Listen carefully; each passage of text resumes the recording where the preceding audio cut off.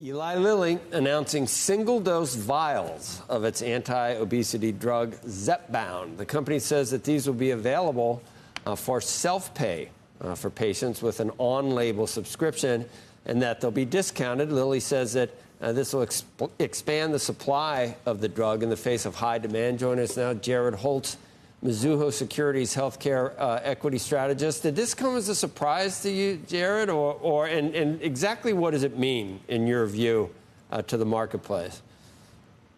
Hey, Joe, thanks a lot for having me. Not ultimately surprised.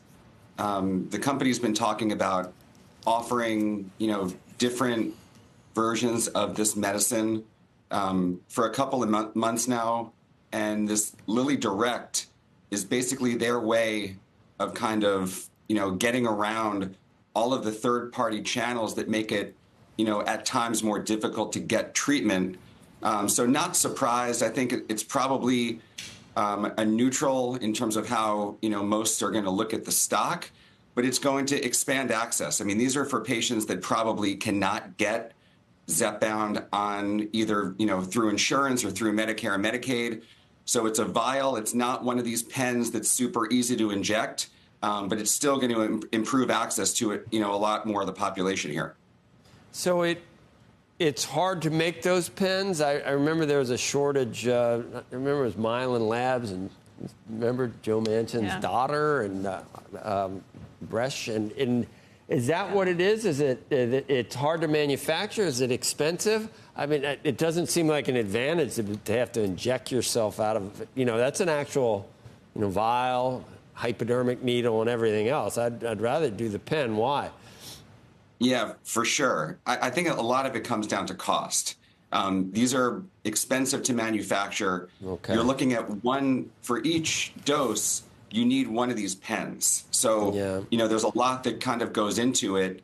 I think between Novo Nordisk and Eli Lilly this year alone, they're spending close to $20 billion just manufacturing these single-use pens. So the fact that you can only get one dose out of each actual injector kit, so to speak, makes it pretty difficult to, get this to as many patients as they want to. The vial's obviously much cheaper to make. That makes total sense. So there's probably a lot of people that would like to do this, and it's a lot of money, but, there are people that have money that probably want to do it. And it's insurance problems, Medicare problems. So they spend $500, they can do it. They can get on this drug.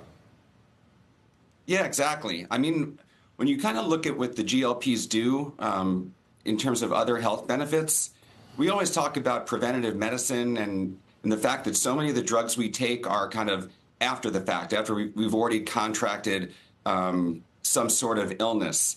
These prevent so many other, underlying medical conditions. So heart attack, stroke, diabetes. I feel like $500, if you know that all these other vital signs are going to improve, plus you lose 15 to 20% of your weight, is actually not that expensive. Obviously, it's going to come down to, so many economic factors aside from that. But I think it's a small price to pay for some of the data that we've seen. 15%. I don't want to lose 15. I'd look like I would look ill, I think, Jared. But and I'm trying to, so I don't get diabetes, I don't get all those things, but I still have to inject myself with a needle. Is that, and I get it would definitely be, what else, Jared? Sleep apnea. I mean, anything that you can think of about just being overweight. I'm just wondering whether, is that how it solves all these underlying conditions, just from making you thinner, or is there some other I guess there is for diabetes, there's an underlying mechanism where it actually has efficacy too. Yeah, I mean, these drugs have been approved for diabetes for over a decade now. So that was the first indication. That's how they kind of figured out, when they saw patients losing weight on the drug, that's how they kind of pivoted to obesity, and now it's going to be the biggest market. What if you're Merck or Pfizer, or what if you're not in this? What if you're not playing in this marketplace? Do you need to be? You're late for sure. This will be the biggest market in all of drugs within a couple of years, Joe. So I think you've got to be here. Merck has made several comments publicly that they're looking at the space. They're looking at differentiated next generation technologies. Not exactly sure what that is. There's a bunch of public and private companies in this space, so they have their, some assets to choose from. And then Pfizer's working on an oral GLP. They're kind of in the dose discovery phase, so to speak. They'll have more news on that into next year. They're trying to figure out exactly what dosing they're going to move forward with. So they're kind of in the game. Merck is talking like they want to be in the game, but $100 billion plus market. I'm not sure as a pharma company how you're not here. What's next, do you think, to finally get this totally mainstream? And Andrew's not here today, but he wants a pill and a microdose pill. Is that feasible? Does it take more research? When could we expect that? Yeah, I think that's the next chapter of the story. Novo Nordisk is working on a pill.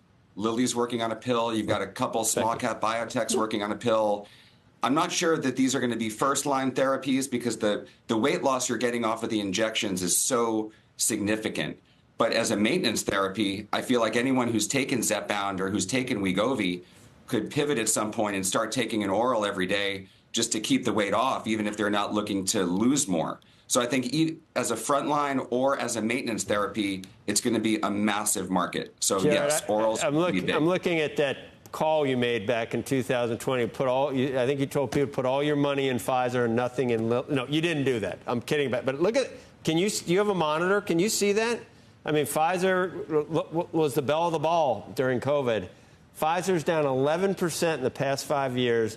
Lilly's up 753%. And they're both like blue chip pharmaceutical companies. It's staggering. It's like beyond comprehension almost, isn't it? It's unbelievable. I mean, I think about it every day. I mean, you got Eli Lilly is now the largest drug company by a mile. It's 3 or 4 times bigger than Pfizer at this point. Pfizer used to be all of them. Yeah, Pfizer used to be the company that we kind of started with in pharma from like a size standpoint, and now it dwarfs Lilly. So yeah, I mean, this has been such an unbelievable story for Lilly and also Novo Nordisk. Just you don't have to do that much work here. You know what the population is, you know what the pricing is. It's not that difficult.